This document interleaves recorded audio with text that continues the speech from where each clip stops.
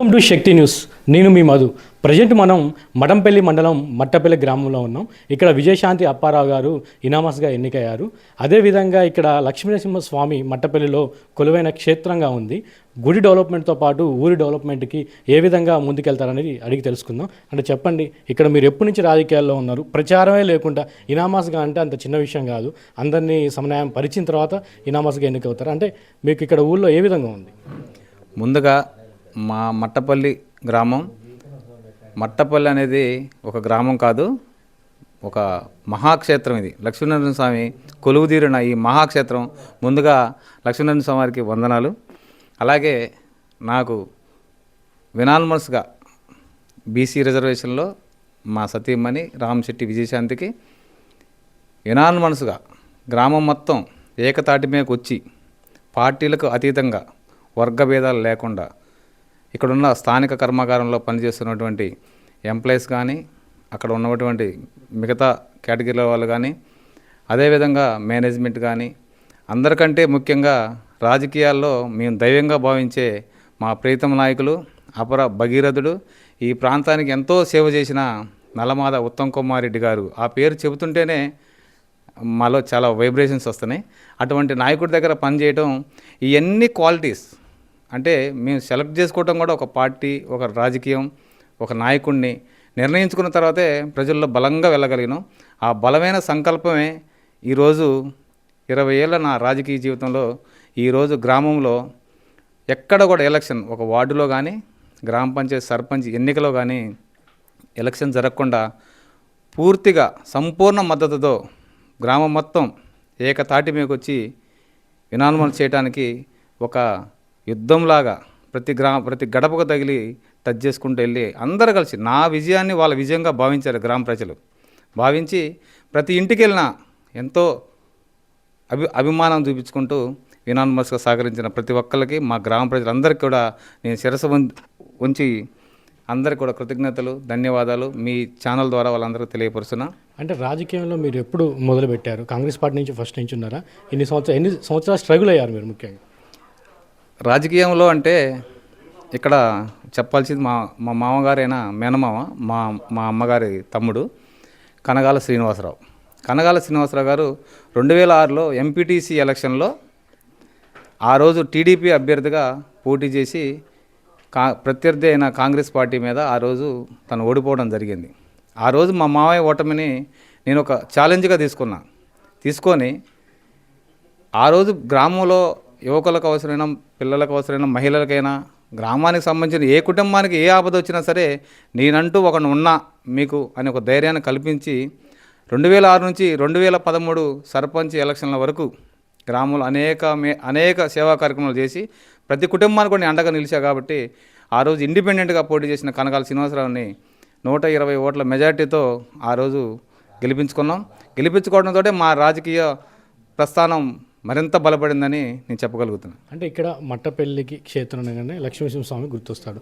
అంటే ఇక్కడ అభివృద్ధికి కొంచెం దూరంగా ఉందనేది విమర్శలు కూడా ఉన్నాయి. చుట్టుపక్కల ఇండస్ట్రీస్ ఉన్నారు. అంటే యువతకు కానీ ఇక్కడ జాబ్లు ఇప్పించడం కానీ, గుడి డెవలప్మెంట్ కానీ, ఊళ్ళో డెవలప్మెంట్ కానీ, అంటే ఒక ప్రణాళిక చేసుకునే ఉంటారు కదా, ఏ విధంగా ముందుకు పోతారు? ఆ విషయానికి వస్తే ఇక్కడ 3 విషయాలు చెప్పాలి. ఇక్కడ ప్రథమది వచ్చేసి మా గ్రామంలో ఒక ఊర్లో రైతు ఉండంటే 50 ఎకరాల పొలం రైతు ఉంటాడు, 100 ఎకరాల రైతు ఉంటాడు, 10 ఎకరాలు ఉంటాడు, 2 ఎకరాల రైతు కూడా ఉంటాడు. మా గ్రామం మొత్తానికి కూడా 1 ఎకరం కూడా కల్టివేషన్ ల్యాండ్ లేకపోయినా సరే ప్రథమంగా భావించాల్సింది మన నాగార్జున సిమెంట్ కర్మాగారంలో చాలామంది పర్మనెంట్ ఎంప్లాయీస్ కావచ్చు, కాంట్రాక్ట్ బేస్లో కావచ్చు, సెక్యూరిటీలో కావచ్చు, దాని మీద ఆధారపడి ఒక లారీ డ్రైవర్ కావచ్చు, క్లీనర్ కావచ్చు, రోజువారీ కూలీ కావచ్చు, అక్కడ ప్రతిదీ జీవనోపాధి నాగార్జున సిమెంట్ ద్వారా జరుగుతుంది. రెండవదికి భావిస్తే మాకు పుణ్యక్షేత్రం ఉంది. ఆ పుణ్యక్షేత్రంలో చాలామంది కూడా రకరకాల షాపులు, దుకాణాలు పెట్టుకొని అమ్ముకునే వాళ్ళు కానీ, ఎంప్లాయ్మెంట్ కానీ, డైలీ వేజ్కి వెళ్ళి స్వీపర్లు కానీ, అలా కొంతమంది. ఇంకా మూడోది భావిస్తే కృష్ణానది, పవిత్రమైన కృష్ణానది ఉంది, నిరంతరం జీవనది అది. ఆ కృష్ణానది మీద మా ఊర్లో జాలర్లు చాలామంది కూడా చేపల వేటకెళ్ళి జీవనోపాధి సాగించుకోవడం. ఇక ఇలాంటి 3 వనరులతోటి మా గ్రామం నిరంతరం కూడా పనిచేస్తూ మూడు వాటి మీదనే ఆధారపడి జీవిస్తుంది. కాబట్టి ఇంకా డెవలప్మెంట్కి ఏమేమి పనులు ఉన్నాయి మట్టపల్లిలో? అంటే మీ గ్రామ పంచాయతీ పరిధిలోకి మీ దగ్గరకు వచ్చిన సమస్యల్లో ఇంకేమేమి పెండింగ్లో ఉన్నాయి? ప్రథమంగా మేము అందరం భావించేది ఏంటంటే, ఈ మట్టపల్లి పుణ్యక్షేత్రాన్ని ఒక పెద్ద పర్యాటక కేంద్రంగా ఏర్పాటు చేయగలిగితే ఇంకొక 30-40 కుటుంబాలకు జీవనోపాధి ప్రత్యక్షం కల్పించవచ్చు. ఇంకొక 20-30 కుటుంబాలకు పరోక్షం కూడా బిజినెస్ ద్వారా కూడా ఇంకో వేరే రూట్లలో కూడా జీవనోపాధి కల్పించవచ్చని ఒక ఆలోచన ఉంది, ఒక సంకల్పం ఉంది. ఈ విషయాన్ని ఒక 6 నెలల క్రితమే మంత్రి గారి దృష్టికి తీసుకెళ్ళటమైంది.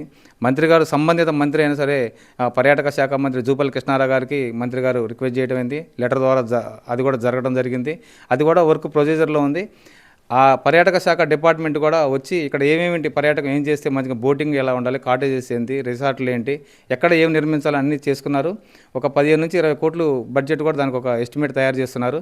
తొందరలోనే అది మంత్రి గారు మళ్ళీ ఒకసారి తన దృష్టికి తీసుకెళ్తే తొందరలో దాన్ని మంజూరు చేస్తారని మేము అందరం ఆశిస్తున్నాం. మీ గ్రామంలో యువత ఎక్కువ మంది ఉన్నారు, ఇక్కడ ఇండస్ట్రీస్ ఉన్నాయి. మీ తరపున జాబ్లు ఏమన్నా పెట్టగలుగుతారా?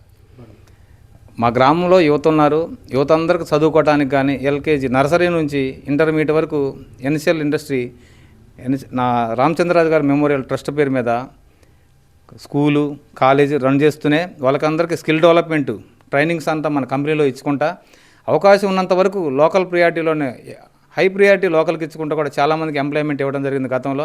మా గ్రామం ఆధారపడదే మేజర్గా నాగార్జున సిమెంట్ కంపెనీమే కాబట్టి భవిష్యత్తులో కూడా మేనేజ్మెంట్ వారు మా అందరి మీద మా గ్రామం మీద మంచి అభిమానం ఉంది.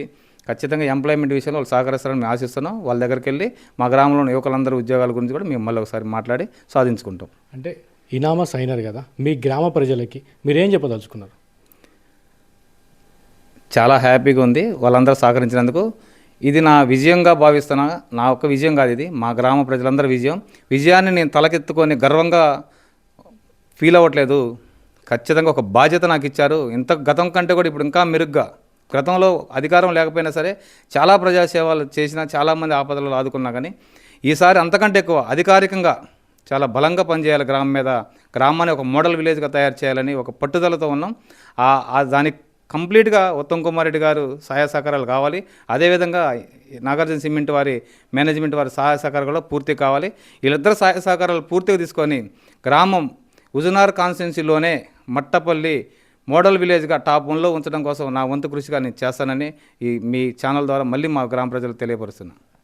ఇది ఇక్కడ మట్టపల్లిలోని ఇనామస్ అయిన విజయశాంతి అప్పారావు గారు సర్పంచ్ ఆయన ఎన్నిక సందర్భంగా ఇక్కడ గ్రామంలో ప్రతి ఒక్కరికి ఏ విధంగా ఏ సమస్య వచ్చినా ఉండటంతో పాటు మట్టపల్లి క్షేత్రాన్ని డెవలప్మెంట్ చేస్తూ ఉద్యోగ అవకాశాలు కూడా ఇప్పించే ఆలోచనలో వెళ్తూ ముందుకెళ్తున్నట్టుగా తెలియజేస్తున్నారు.